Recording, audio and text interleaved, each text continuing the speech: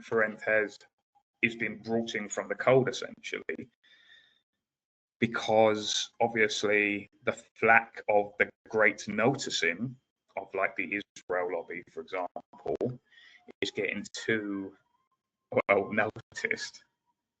I think the real reason, because at the end of the day, they can just suppress, they can just do to Nick Fuentes like they did with the BNP, like they did with any kind of real controversial people that the state found difficult to deal with. They will just suppress them. They'll even just kill them if they have to, right? But the fact that he has been let in from the cold, and especially go on to Tucker Carlson, who I sincerely do believe is a CIA asset. His dad was CIA. His son is working with a CIA asset, i.e. Peter Thiel.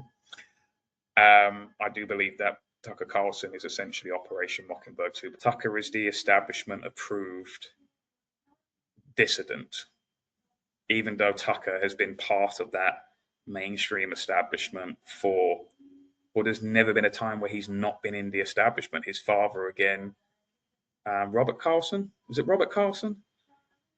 Was also in the mainstream media, CIA operative. And Tucker's now, people see him as a rebel, as an anti-establishment, counter-establishment figure. He's always been in the establishment. Yes, he's got a YouTube channel, but YouTube is mainstream, really.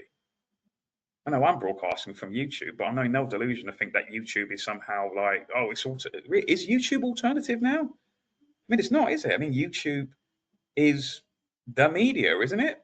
It's taken over as the media. It's if anything, the mainstream, the thing we call the mainstream media is actually the alternative media now, really, let's be honest. And now the biggest shows in America are Shapiro's, are Candace Owens, is Tucker Carlson. Joe Rogan, I know that's not news, but again, it's the biggest podcast in the world. It was first a YouTube channel before it went on Spotify. Nick Fuentes is starting to, what I've noticed, and I could be wrong, but I've seen that Nick Fuentes is starting to decline, whereas Tucker is, because Tucker essentially, it's almost as if Nick went on that show, on Tucker Carlson's show, and simply, he may as well have just physically given Tucker a baton to say, hey, now you talk about the stuff I've been talking about. Because all of the mainstream media, all of even the alternative media, who are sometimes dumb enough to just do as the mainstream media does as well, all they're talking about is Tucker Carlson now, who for years never spoke about this stuff. Even when he had Thomas Massey on a couple of months ago, no, about a year ago, and then Thomas Massey said, hey, AIPAC, as in the American Israel Political Action Committee, AIPAC has massive control in Congress of both Republicans and Democrats. And then Tucker Carlson went, what's AIPAC?